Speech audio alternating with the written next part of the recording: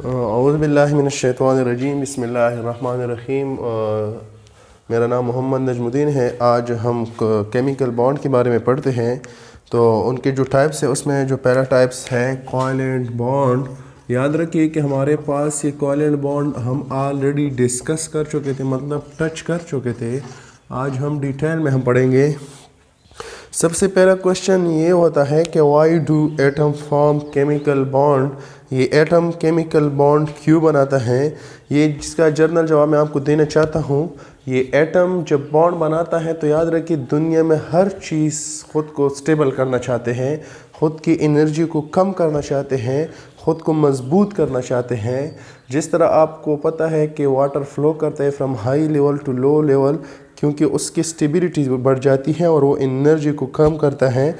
जिस तरह electricity from higher potential to lower potential जाती है, दी हर चीज़ दुनिया में चाहता है। इस तरह एटम भी जब सिंगल आइसोलेटेड फॉर्म में हो तो इसकी एनर्जी बहुत ज़्यादा होती है, लेकिन जब ये एटम के साथ दूसरे एटम के साथ कंबाइन हो जाता है तो ये electronic configuration strong electronic configuration attain करता है, स्टेबल हो जाता है।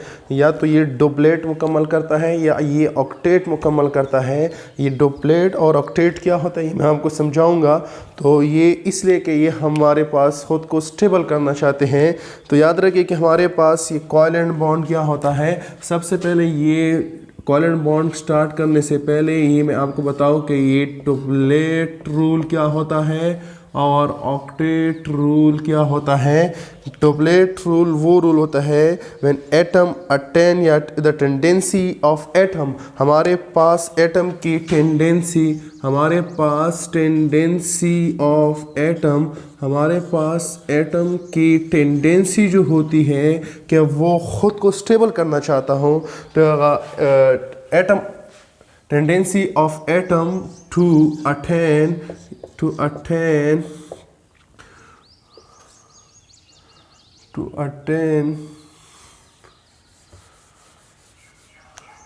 attain tendency of atom to complete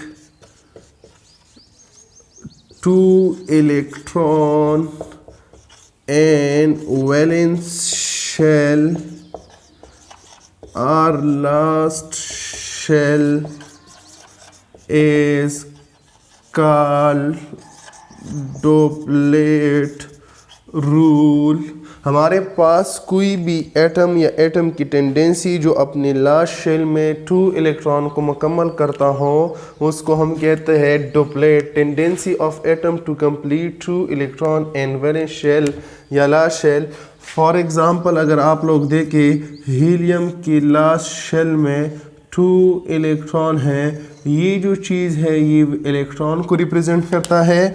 ये जो चीज़ है ये हमारे पास शेल को रिप्रेजेंट करता है। इस पे मैं कंप्लीट डिस्कशन करूँगा। ये सब शेल या ऑर्बिटल ये एक ही बात है, रिप्रेजेंट करता है। तो ये मोर स्टेबल है, इसने स्टेबिलिटी गेन की। इसके सामने वाला जो एलिमेंट है वो है हाइड्रोजन। याद रखिए कि हमारे पास हाइड्रोजन जो है फॉलो करता है डुप्लेट को, क्योंकि उसके वैलेंस शेल में एक ही इलेक्ट्रॉन है, उसका फर्स्ट शेल है और वो चाहता है कि मैं हीलियम की तरह बन जाऊं।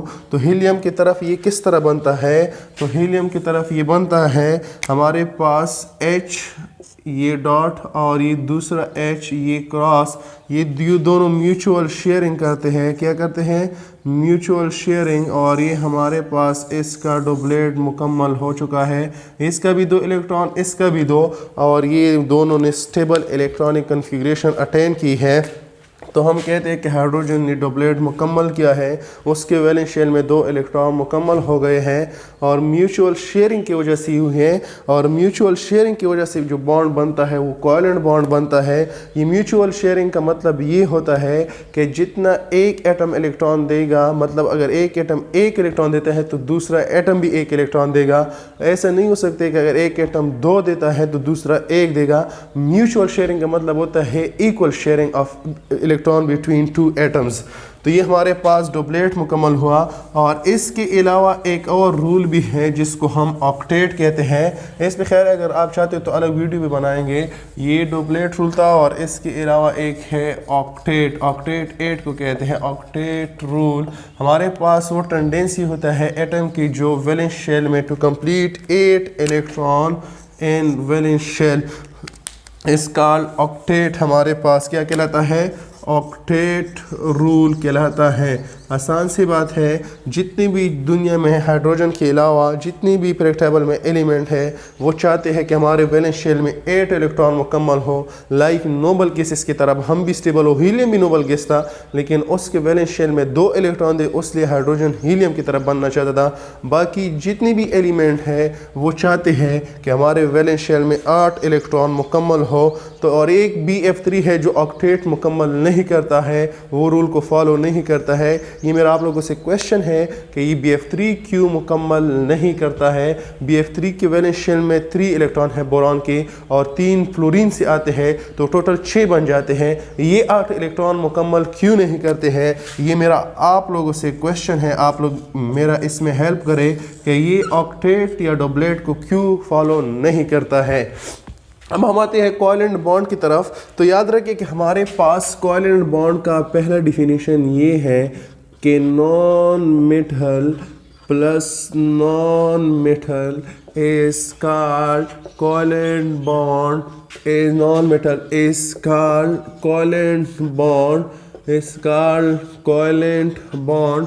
और दूसरी बात ये है कि हमारे पास याद रखिए कि नॉन मेटल कौन कौन से हैं। मैं आपके लिए नॉन मेटल दोबारा लिखूं। नॉन मेटल हमारे पास कौन कौन से हैं? Carbon, hydrogen, nitrogen, oxygen, fluorine, chlorine, bromine, iodine, phosphorus, sulphur etcetera. जब भी इन एटमों के दरमियान आपस में बॉन्ड बनता है तो हम कहेंगे कि वो कोवैलेंट बॉन्ड है। दूसरी बात यह है कि मैंने नॉन मेटल में बताया था कि नॉन मेटल की इलेक्ट्रोनेगेटिविटी ज़्यादा होती है। जब दोनों नॉन मेटल हो तो इलेक्ट्रोनेगेटिविटी नॉन मेटल है मतलब बराबर तो नहीं होंगी लेकिन मेटल के मुकाबले में ज़्यादा होंगी एक दूसरे का। और उसमें जब इलेक्ट्रोनेगेटिविटी ज़्यादा होगी तो अट्रैक्शन दोनों का ज़्यादा होगा क्योंकि मेटल नहीं है, नॉन मेटल है दोनों। तो एक चाहता है कि मैं स्टेबल हो जाओ, दूसरा चाहता है कि मैं स्टेबल हो जाओ। तो दोनों फिर लड़ते हैं, फिर कहते नहीं हम दोनों दोस्ती करते हैं, दोनों एक दूसरे के साथ शेयर करते हैं कि मैं भी मजबूत हो जाऊँ और आप भी मजबूत हो जाओ। किस तरह? तो फॉर एग्जाम्पल मैं ले रहा हूँ HF। तो याद रखिए कि हमारे पास फ्लोरीन जो है बिलोंग फ्रॉम 7 ग्रुप और हमारे पास हाइड्रोजन जो है वो बिलोंग करता है फ्रॉम फर्स्ट ग्रुप। याद रखिए कि हमारे पास हाइड्रोजन का कोई ग्रुप नहीं है लेकिन हम यहाँ पे कहेंगे कि ये फर्स्ट ग्रुप से बिलोंग करता है क्योंकि इसके प्रॉपर्टी पहले ग्रुप की तरह, इसलिए ये फर्स्ट ग्रुप में रखा गया है। तो हम करते हैं हाइड्रोजन हमारे पास एक इलेक्ट्रॉन है। दूसरा ये है कि हमारे पास यहाँ पे फ्लोरीन है। फ्लोरीन को हम क्रॉस से रिप्रेजेंट करेंगे क्योंकि dot and cross level structure बनाया था हमारे पास इसलिए ताकि डिफरेंस हो सके कि एक एटम ने कितने इलेक्ट्रॉन शेयर किए। तो याद रखिए कि हमारे पास जब भी बॉन्ड बनता है सबसे इंपॉर्टेंट बात यह है कि बॉन्ड हमेशा के लिए 2 इलेक्ट्रॉनों के दरमियान बनता है। एक बॉन्ड 2 इलेक्ट्रॉनों के दरमियान बनता है, सही है। तो हमारे पास ये यहाँ पे इसके लिए 1 इलेक्ट्रॉन की ज़रूरत है और इसके लिए भी 1 इलेक्ट्रॉन की ज़रूरत है। ये चाहते हैं कि मेरा ऑक्टेट मुकम्मल हो और ये चाहते हैं कि मेरा डबलेट मुकम्मल हो। तो फिर ये दोनों क्या करते हैं, यहाँ पे आके हमारे पास म्यूचुअल शेयरिंग करते हैं। क्या करते हैं? म्यूचुअल शेयरिंग करते हैं ताकि क्या हो जाए, बॉन्ड बन जाए। और ये जो चीज़ है इसको हम mutual sharing pairing of electron कहते हैं।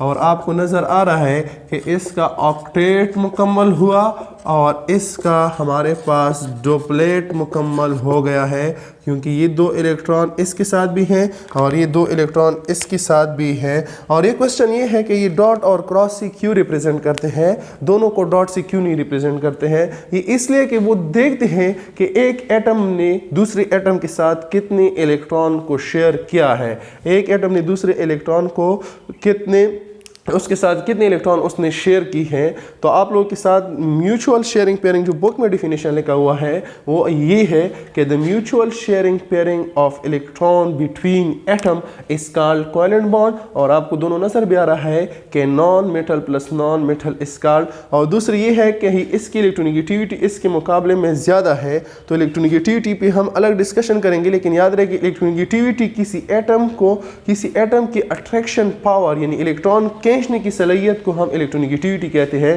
तो इसकी इलेक्ट्रोनेगेटिविटी ज़्यादा है तो ये अपनी तरफ इलेक्ट्रॉन को ज़्यादा खींचेगा। क्या करेगा? ये अपनी तरफ इलेक्ट्रॉन को ज़्यादा लेके आएगा क्योंकि इसकी इलेक्ट्रोनेगेटिविटी ज़्यादा है। ये भी लेगा क्योंकि इसकी इलेक्ट्रोनेगेटिविटी उसकी इलेक्ट्रोनेगेटिविटी में फ़र्क है बेशक, लेकिन ये भी अपनी तरफ लेगा। और दूसरी बात ये है कि हमारे पास इतना डिफरेंस नहीं है जितना मेटल और नॉन मेटल की इलेक्ट्रोनेगेटिविटी में होता है। ये मैं मिटा रहा हूँ। और दूसरा डिफिनेशन अगर आप लोग लिखना चाहते हो तो दूसरा डिफिनेशन ये है कि हमारे पास the mutual sharing pairing of electron, हमारे पास दो एटम के दरमियान जब इक्वल शेयरिंग का मतलब ये नहीं है कि हमारे पास इलेक्ट्रॉन बराबर की तकसीम हो, यानी दोनों बराबर इलेक्ट्रॉन लेंगे, दोनों बराबर इलेक्ट्रॉन देंगे। दोनों सेंटर में अगर एक एटम एक देगा तो दूसरा भी एक देगा, लेकिन खींचने का वो ज़्यादा जिसकी इलेक्ट्रोनेगेटिविटी ज़्यादा हो, जिस तरह फ्लोरीन के। अब अगर मैं वाटर का एग्जांपल लूँ H2O का, ये अब देखिए आप लोग याद रखिए हमारे पास ये क्या है? ऑक्सीजन है। क्या है? 1 2 3 4 5 6। अब कितने हाइड्रोजन हैं? 2 हाइड्रोजन। इसके वैलेंस शेल में कितने इलेक्ट्रॉन हैं? आपको मैं बताऊं, वैलेंस शेल में 1s2 2s2 2p क्या है? 4, क्योंकि इसका एटॉमिक नंबर 8 है और हाइड्रोजन का एटॉमिक नंबर 1 है तो 1s1। और अब इनको कितने इलेक्ट्रॉनों की ज़रूरत है? 2। तो कितने हाइड्रोजन आएंगे? 2 आएंगे, क्योंकि हाइड्रोजन के साथ एक इलेक्ट्रॉन होता है। जब दोनों इसके साथ मिलाए तो ये डुप्लेट मुकम्मल कर लेगा हमारे पास, और ये नीचे वाला क्या मुकम्मल करेगा? ये भी डुप्लेट मुकम्मल करेगा। फिर टेबल में एक वाहिद हाइड्रोजन है जो डुप्लेट को फॉलो करता है, और ये क्या फॉलो करेगा? ऑक्टेट। तो किस तरह? इधर देखो, इसने 8 किया और इसने किस तरह किया? सॉरी मैं मिटा रहा हूँ, पहले से बॉन्ड से रिप्रेजेंट किया है। हाइड्रोजन की वैलेंस शेल में कितने इलेक्ट्रॉन होते हैं? 1। तो आप लोगों को नजर आ रहा है अगर मैं इसको बॉन्ड के जरिए कनेक्ट करूँ, एक बॉन्ड में कितने इलेक्ट्रॉन आते हैं? 2। ये हमारे पास 1 2 3 4 5 6 7 8 ऑक्सीजन की, हाइड्रोजन की 1 2, हाइड्रोजन की 1 2। तो ये हमारे पास स्टेबल हो गया है। और इस तरह अगर आप लोग देखें, हमारे पास कार्बन है जो 4 बॉन्ड बनाता है। कार्बन के वैलेंस शेल में 4 इलेक्ट्रॉन होते हैं। कितने इलेक्ट्रॉन होते हैं? 4 इलेक्ट्रॉन होते हैं। आप लोगों को मैं बताऊं, कार्बन 1s2 2s2 2p2, ये इसका एटॉमिक नंबर 6। आप कहेंगे इसका एटॉमिक नंबर 6 है तो वैलेंस शेल में इलेक्ट्रॉन किस तरह? वैलेंस शेल का मतलब लास्ट शेल में कितने इलेक्ट्रॉन है? 1 मिनट।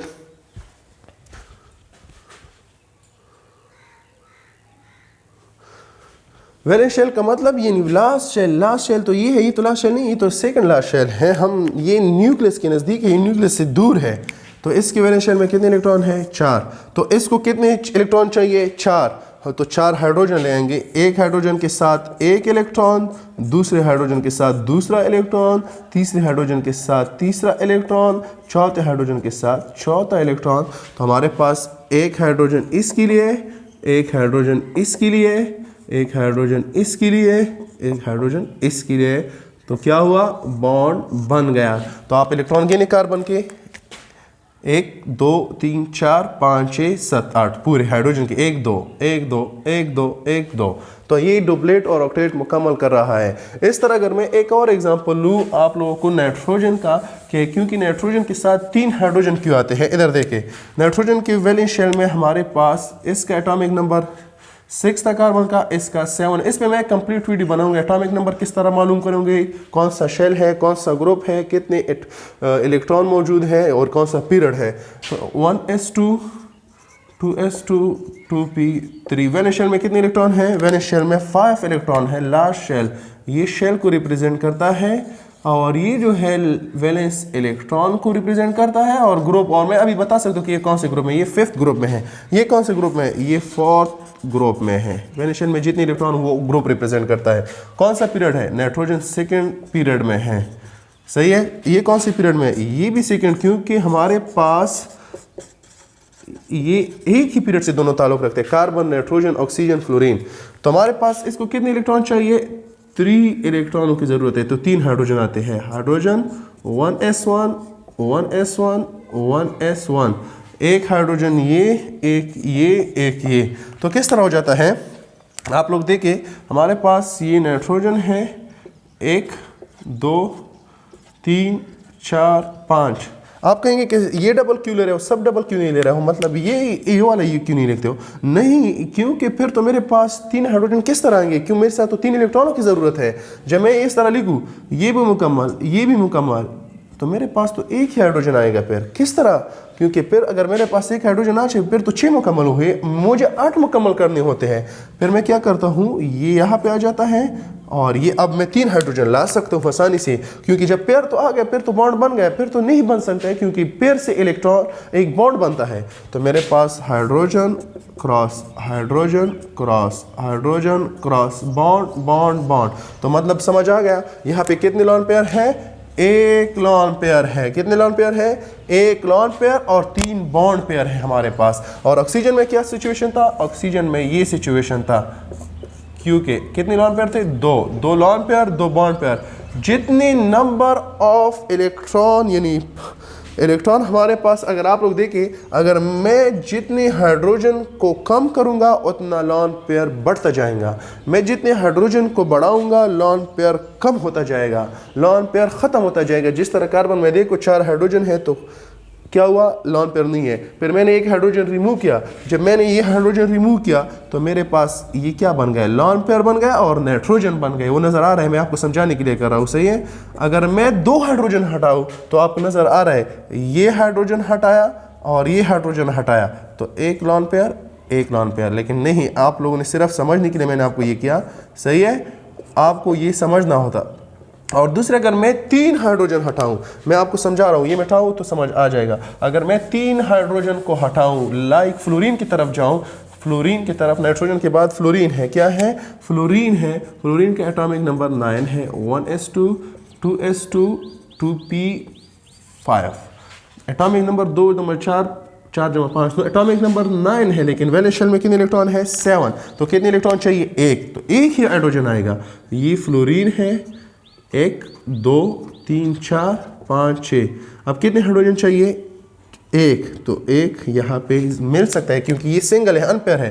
तो हाइड्रोजन के वैलेंस शेल में कितने होते हैं, 1। तो ये क्या होगा, बॉन्ड बन गया। तो आप बता सकते हो, स्टूडेंट को पता नहीं होता है, फ्लोरीन में 3 लॉन पेयर 1 बॉन्ड पेयर है। ये था कोवैलेंट बॉन्ड, और कोवैलेंट बॉन्ड के बाद हम पढ़ेंगे आयोनिक बॉन्ड। और याद रखिए, अगर आपसे कोई पूछे NH3 में कौन सा बॉन्ड है तो डायरेक्ट कहो कि कोवैलेंट बॉन्ड। अगर H2 में कहे कौन सा बॉन्ड, कोवैलेंट बॉन्ड। Cl2 में कहे कौन सा बॉन्ड, कोवैलेंट बॉन्ड। F2 में कहे कोवैलेंट बॉन्ड। N2 में कहे कोवैलेंट बॉन्ड। ऑक्सीजन में कहे कोवैलेंट बॉन्ड। CH4 में कहे कोवैलेंट बॉन्ड। अगर आपसे कोई पूछे H2SO4 में तो कोवैलेंट बॉन्ड हमारे पास।